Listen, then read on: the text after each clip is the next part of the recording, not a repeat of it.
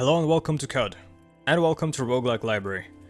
I am intending with this video and with the videos in this series to give a sort of overview of a bunch of different diverse roguelikes and what they do unique or like differently from the rest of the bunch. How they bring something new to the genre of roguelikes. Now you might disagree with me with my definitions of the genre and all that. I'm very liberal with my definition of the genre of roguelikes. And as such, you might disagree that this is a roguelike, but this is Caves of Cud. Caves of Cud is a thoroughly unique game in the roguelike genre. It is reminiscent of games like Tales of Magial, if you've heard of that, with its static world with random elements, but it does so much more in such an interesting way that no other roguelikes do, with lore and with music and with graphics.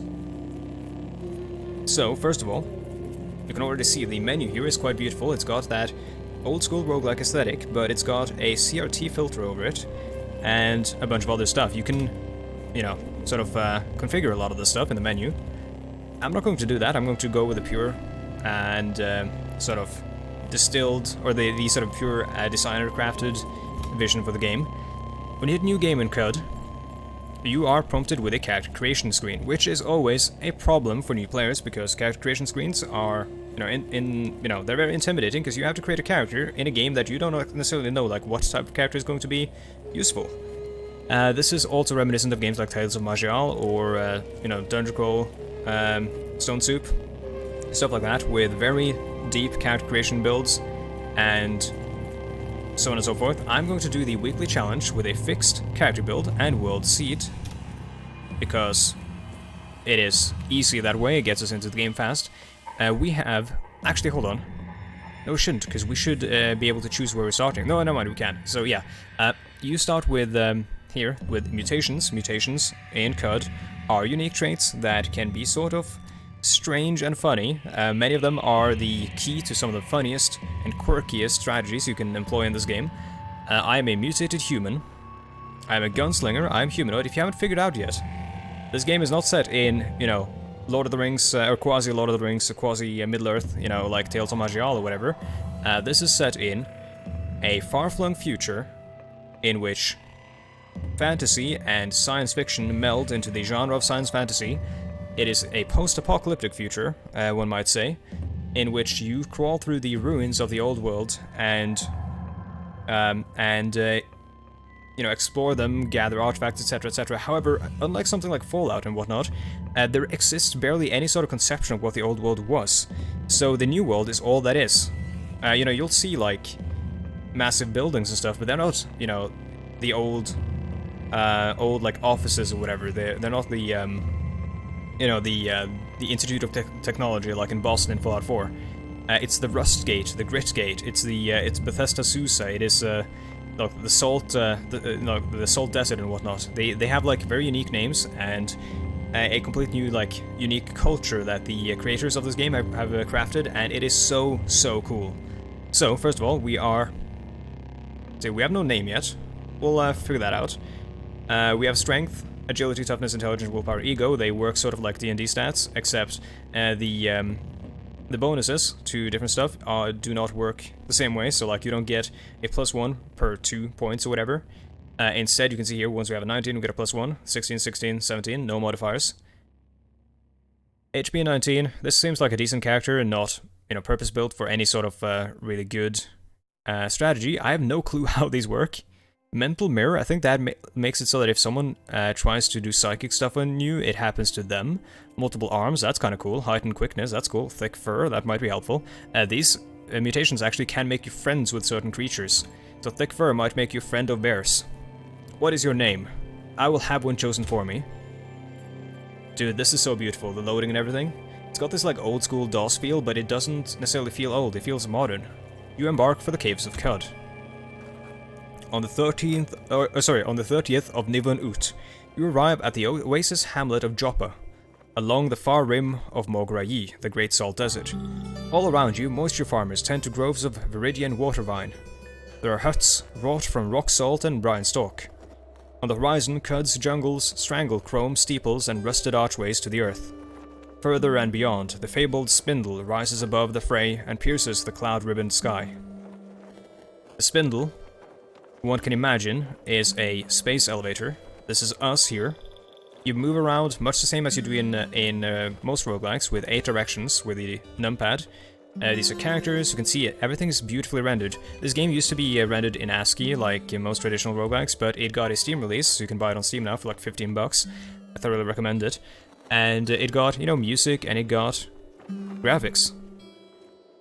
So this is the Joppa theme, I believe, playing. It's very nice, and it's got this eerie sort of, not quite, you know...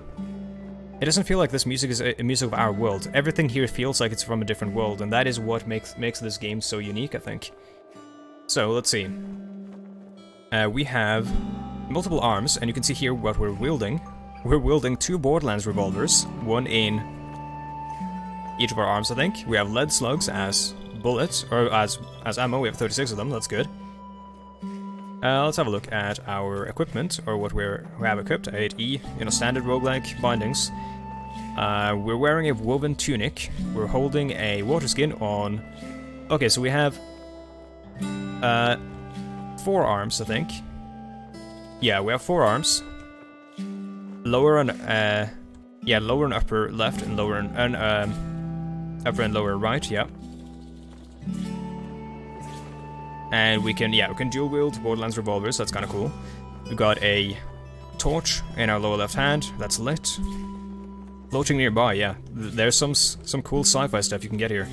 So let's the way I like to play this, by the way, this is really cool. This display rotates, or like switches to the different parts of the screen, depending on where you are on the screen, so that you can see. And you can also hit like dash and asterisk to sort of configure it on the fly. You can hide it. You can hide some information, show the text log and everything. Really quite intuitive. So I'm gonna close this door. The spacebar activates the closest thing to you. Floor cushion. You can use L to look at stuff. Really, you know, normal roguelike commands and whatnot. It's not owned by you. Are you sure you want to open it? Yeah, so you can get caught for stealing in this, like in a lot of roguelikes. However, I closed the door so they can't see me. Bronze two-handed sword, that's cool. Corroded circuit board. These are junk, but that can be salvaged to craft stuff. There's a very intricate crafting system in this game. Not quite as intricate as games such as Cataclysm Dark Days Ahead, if you've heard of that. But it is still quite cool nonetheless. Woven baskets. This game has quests. It has a, you know, a static world with, well, not static world. It's got like a designer crafted world with some predetermined elements, but a lot of it is also randomly assigned as well. So like some of these quests here might be different, though some of them are from preset quest lines, like in Tales of Magial. This is Warden Ulrich. Ain't they wishing the heart keep pumping? Move long if they do. What? Your thirst is mine, my water is yours. You can begin the water ritual, which is a thing where you share in water in order to build trust. It's a very important and sacred ritual in CUD, and yeah, one that it should not be undertaken lightly. Is this Tam the Dromad merchant? Yes, it is. It is Tam the Dromad merchant. He is a camel man. I am Tajroj. Roj. Who are you? It is a pleasure, friend, Tajroj. I am Tam. Do you live here? Joppa is my home, yes. Once I walked the Mograyi like so many of my brethren, but upon meeting Elder Iridad, knew at once to settle down here. You will understand, friend, if you speak to him. What kind of creature are you? I am a Dromad, friend. A salt strider. My people have walked the salt for thousands of years, meeting every creature that lives and thinks. You will not find better, more resourceful traders in all of CUD than we. Well, I will trade with them, so we can see some of the items. So you see this? This is the cost of things. You can see it is in blue. That's because in CUD you trade with water, and you can't just pick up any water anywhere and trade with that, because a lot of the water here is too salty to consume. However, there are freshwater springs here and there, and those are actually very valuable, because you can pick up a bunch of water, go back to town, and, you know, buy stuff with it. It's also important to carry water skins, because you drink your currency as you try to survive the humid, misty jungles and deserts of CUD. Steel helmets, vinewood sap mask, strange tubes. They're worth $14,000 of, or $1,400 of water, which probably means they're valuable. Small milky tube. This is like a potion or whatever in your standard roguelike. You can see the milky here. It usually means it is a syringe or something you like inject yourself with, and it gives you an effect that you don't know yet until you try it first once in a run or a game. Runs, by the way, in this game can take a long time. Like you can return to a save game multiple times because the game is not done yet. The storyline is not done yet, but also the game is like so RPG-like in a way that a lot of roguelikes isn't. Boomerose arrow, that is an explosive arrow, I think. You can craft those. I don't want to buy anything yet, because I'm not fully intending to make this character last for too long. Let's open this chest. Small milky tube, we can try that. Vine wafer, we can cook with that or eat that. Iron mace, lacquered hand axe, and water skin. Lacquered hand axe means that it is protected from rusting, I believe. At that, right there, you fall asleep. What? Oh, I'm narcoleptic. Oh, that's problematic. Alright, well, let's wait until we wake up then. Whenever that may be. You wake up. Very good. I was gonna talk to this cat. It is, Tesiphus. You start to glow. Whoa. He meowed and I started to glow. Let's see, what's in here? Engraved beaded bracelet. Let's equip it. Looks nice, probably. You can engrave stuff or color it and stuff to make it worth more and whatnot, so we're going to start traveling. So yeah, important tip, this is really intuitive for new players. It gives you tips as they become, you know, relevant, which is also a thing I don't see often.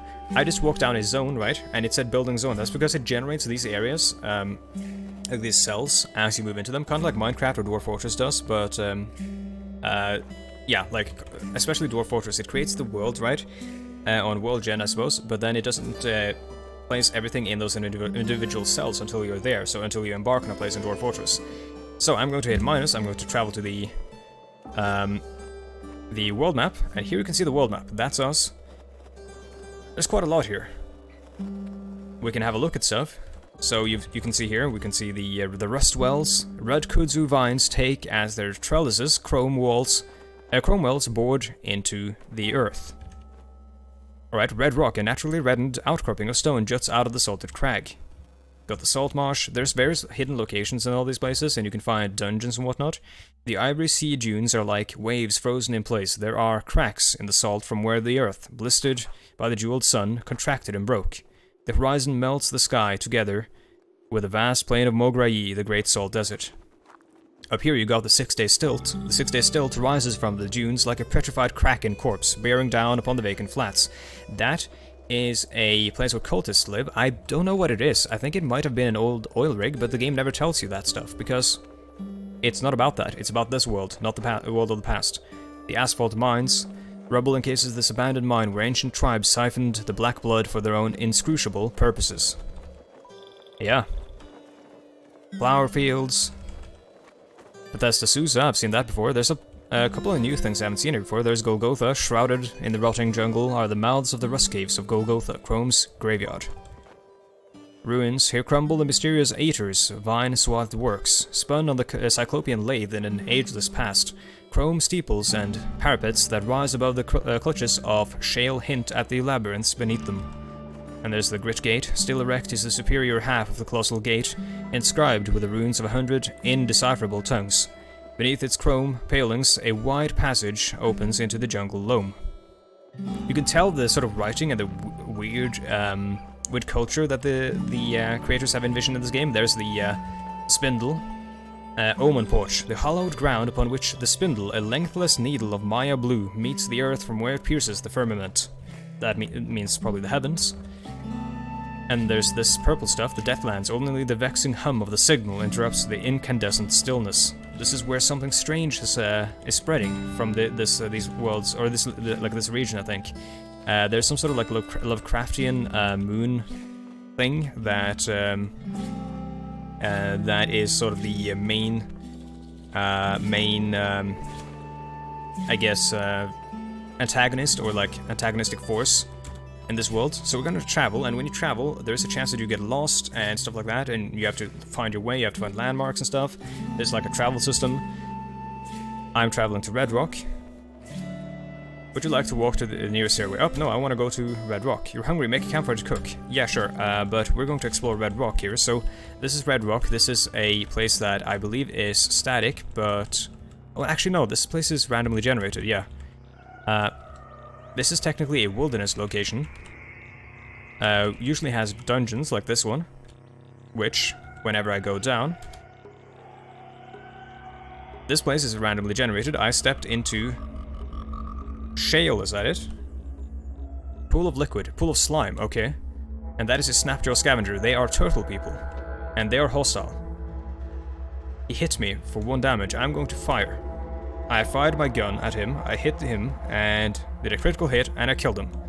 And did I just see someone shoot? Yeah, so something is shooting me. Shooting me with arrows, I think. I fell asleep mid-fight. And that's me dead, probably. Right? Come on. You died. You were killed by Snapjaw Scavenger. That's good.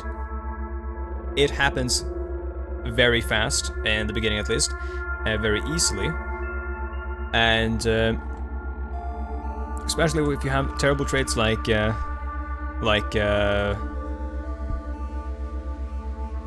I just forgot what it's called, narcolepsy. That can happen. The most advanced artifact in your possession was Salve Injector, so that's a healing potion. I had one of those. That's the milky tube. Chronology for Tashroj.